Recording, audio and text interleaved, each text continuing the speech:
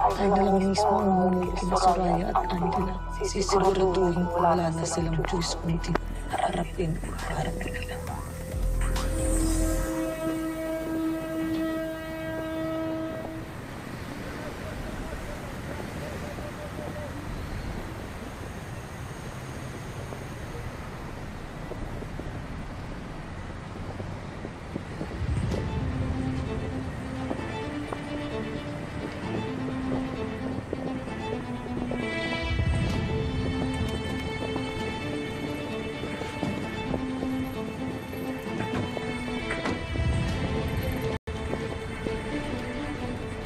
Madam, pasensya na, delay ang ferry natin.